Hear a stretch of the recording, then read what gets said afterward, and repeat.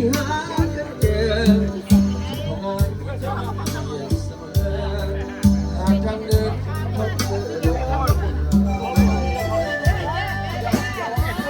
บายดีสบายดีสบายดีสบายดี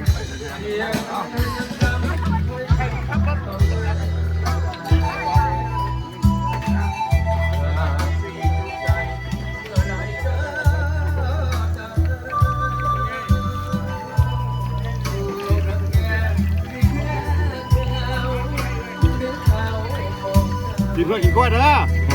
มาเดิมมาเดิมเขายืนใส่ก็เขาอยู่เพชรโน่เพชรโน่โอเคเขาอยู่เพชรโน่กันได้ใหญ่เนาะดีใจพนาเป็นพี่เป็นน้องมายามมันนี่น่ะโอเคเอาไปช่วยกับเอาไปช่วยกับแซ่บแซ่บเบิ่งไหมแซ่บนี่ลองไหมตัวนี้ตัวซุปสุดเบิ่งลองกันกล้วยเติ้ลกล้วยวะเพื่อกูเปย์ฮันฮ้อน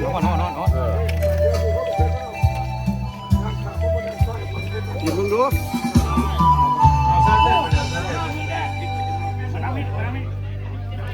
ฮ้อนไปทางนี้เลยห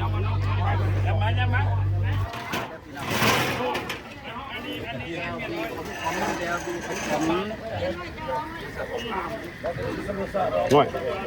นี่วันนี้เราอะไรกันสิไอคีเนาะอันนี้ไอคีหายใหญ่ค่อยเฟสโน่สบายดีสบายดีแล้วก็ที่สนใจเนาะชาวไทยร้านเขาดีกินกับเขาเนี่ยก็ดีได้กะปินี่เบิดเลยลงไส้มีนะเข้าใจนะหมู่เพื่อนเนาะโอ้มือนี่ฮอดเปิดน้ำฮาดดีเนาะก็ดีใจแล้ววันนี้เนาะตอนกินเขาเนี่ยลงไส้มันจะใช่โชบี้เบิ่งซ่องด้วยโชบี้ทงนาโชบี้ทงนาYouTube โชบี้ทงนาเอามอบให้ไซเติ้ลวันนี้เนาะบอกกันโอ้กินข้าวสักหน่อยพอดีเขาด้วยครับข้าศึกกับมอบให้ลองไส้กิ๊กเนาะเป็นนั่งอยู่ห่างพ่องเป็นได้ใหญ่กินเหล้ากินเบียร์แล้วกันโอเคป่ะโทบี้ขอบใจเด้อโทบี้ไม่ยากเพราะว่าโน้ตน้อยนึงนะบ่ได้ไปโต้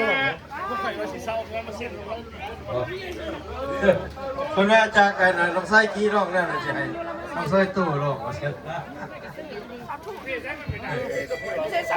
เอ้าวันจะไหนลองไส้กิ๊กเหรอมันจะกินเช้าอยู่บ่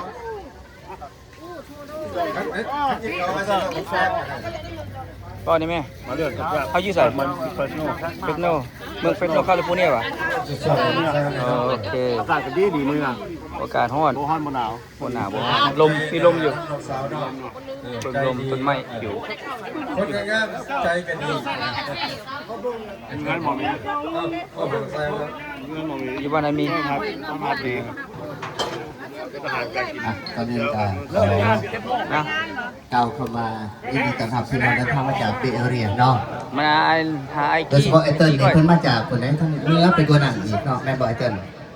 ขึ้นไปอีกประมาณ2 ชั่วโมงกว่าแม่นว่าออกจากซัคราเมนโต3 ชั่วโมงโอ้คันบ่ฮักบ่แพงอีหลีไอเติ้ลว่าบ่มาหาเด้อคันสั่นคันไอเติ้ลมาหาได้หีบขาได้เป็ดก็ได้ขาหน่อยไอเติ้ลมาอดสาวมาหอดแล้วมีเป็ดกับขาเป็ดด้วยป่ะเขายืดใส่ยูเฟสโน่ะเฟสโนแล้วการน้องไส้เอเนาะน้องไส้เอนี่ถือว่าเป็นมือคีย์บอร์ดเป็นนักร้องเป็นศิลปินอยู่ทางอลาสก้าประมาณปี 2006-2007ข้าพเจ้าได้ไปนอนอยู่บ้านเพิ่นเกือบ2 เดือนคนแล้วไปตูดเราบองยาเพื่อจะตัวได้แก้วกินเราเก่งตัวกินจะกินโอ้ยเนาะน้องไส้มากแบบเสื้อบ่อายกับผู้จีบ่อายมันเศร้าปีแต่ได้กอมัน